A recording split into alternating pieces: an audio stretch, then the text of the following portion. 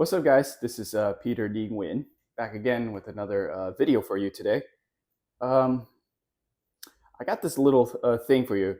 If anybody has actually followed my TikTok for the past last year or so, then you guys got to check it out. So I actually put in a little instructional video how to properly care and clean for your classical guitar, which I did. I think it was about a couple weeks ago.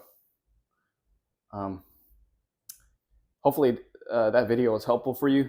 And I'm going to do the same opposite, but this one's opposite. I'm using the electric guitar, how to properly clean and care for your electric guitar. Last one I did, it was the classical one.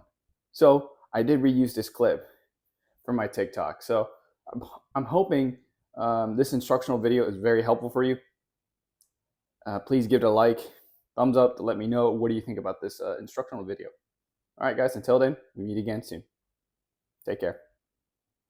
So today, I decided to take this time in this video post for you today and going to tell you and help you and how to properly clean and restring your guitar and this and that, etc. And hope this video post is going to be very helpful for you today. So without further ado, I'm just going to get started. Okay, the first thing I like to do before I get started cleaning and restringing my guitar, I like to check the neck height and make sure the neck is perfectly straight, making sure the strings are in perfect level. Seems like it's in perfect level to me. And pickups too. Always got to check the pickups on my guitar, making sure they're in perfect level. Looks like they're perfect to me. And one thing I need to point out before we start cleaning and demonstrating how to do that in this video post. Some guitars, a lot of guitars have truss rod into the neck of the guitar. So mine it's right here on the thumb wheel truss rod. Same story with PV Predator Plus. And sometimes they have it right here on the headstock right here. Fender Stratocaster, even Gibsons, they have it located right here. If you have a custom shop guitar, it'll be located in the neck, so you have to unscrew the neck plate to get access to the guitar. So that's how it goes. So, and let's go ahead and just clean and restring the guitar. So I got all the essentials right here that I have in need to restring my guitar. I have included this guitar string, wire clippers or string clippers, microfiber cloth. I have 2 of them. String winder. Guitar cleaners. This is the fretboard cleaner. Mine's a maple, so this one's the guitar cleaner. Mine's is a maple. The lemon oil right here. This is a guitar polish cleaner. So this is also guitar polish cleaner because mine is a maple. Because I wouldn't recommend you put lemon oil on maple, so it's not a good idea. Before we do that, look, you can see the dust on my guitar, even the tremolo. I'm gonna clean that off camera. So.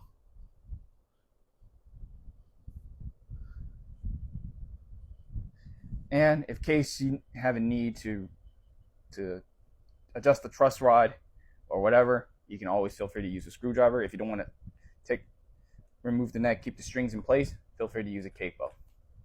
If you're using a vintage Stratocaster, so feel free to use a capo. I kept it here for a reason. So of course I need a pair of scissors to cut the strings. So without further ado, I'm going to go ahead and cut the strings. So let me show you how to do that. Okay, so I just went ahead and unslack all the strings on my guitar. So I'm going to start with this high E string. So I'm going to bend it all the way a little bit up, trying to keep these wire cutters away from the fretboard. Cut it right around the 12th fret. So I'm just going to do that all to the strings.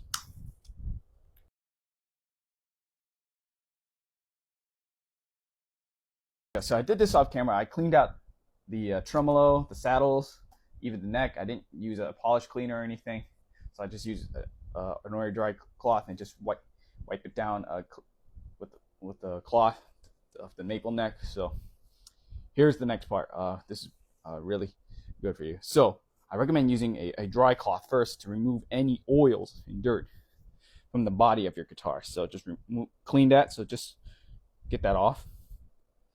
So this is free from any oils and dirt once you use a dry cloth. So All right, and then use another microfiber cloth. I use this cloth for cleaning my body of my guitar. So I'm going to use this Dunlop 65 guitar polish and cleaner.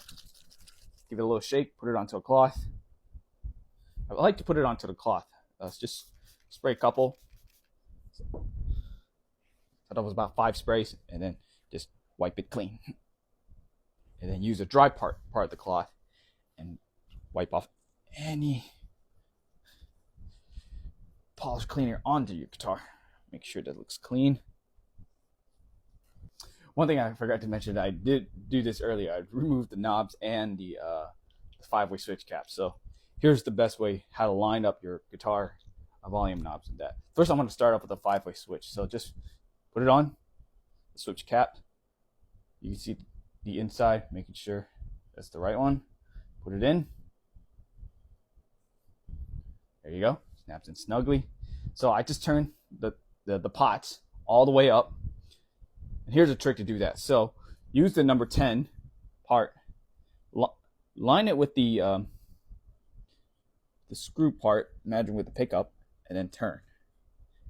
And there you go. Do the same thing to the volume pot. Match the screw part of the pickup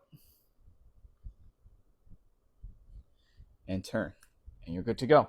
That's how you do that. So you can know if it's on 10. Same with the tone, making sure if it's on 10 or not, and you get the idea.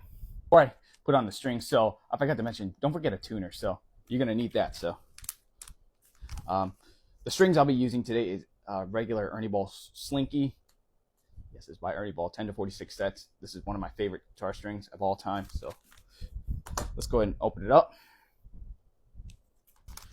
So once you open up the bag, you're gonna see on these envelopes, you can see it tells you what type of strings they are.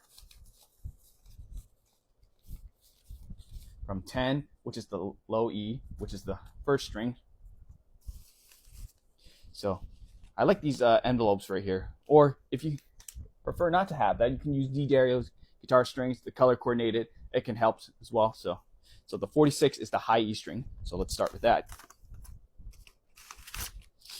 So what I'm gonna do, I'm gonna unwind the string first. So I'm gonna flip the guitar over. You see there in the back, there's a little bridge pin right here. So you feed it through the tremolo block. As you can see, it comes out through the saddle. And let me bring you over here. So over here by the headstock area, as you can see, I sometimes like to feed the strings inside and then I cut it, or I can measure out between the pegs how much string slackage I need. So I like to measure out between the two tuning pegs. So cut it right. So I'm going to cut about right in the middle of the 2 tuning pegs right here. So I'm going to cut it right about here. And go ahead and feed the string through the peg. Now I'm going to go ahead and use my string winder. So don't tune it up to pitch just yet, and then just wind her up. So I'm just trying to keep the tension level about as I can line up the string from the tuning peg. See if I can line it up pretty good as I can. There you go, right there. Perfect string slackage I need. Making sure they're aligned. There we go. Good to go. So I'm going to do that to all the strings. So I just finished tuning up and restringing. Everything looks good. Clean. It took me a total of about 45 minutes to do this. So to clean and string everything else. So let's give it a sound. Here, I'll give you a sound test, making sure we're in tune. I did do this off camera, tune it up, and we're in tune. So I'll just show you right now.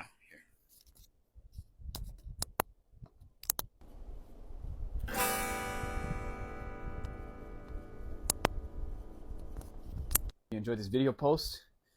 I decided to take the time today and just do this for about almost maybe, like I said, 45 minutes to tune up and restring, clean everything else, dust free, and looks pretty good.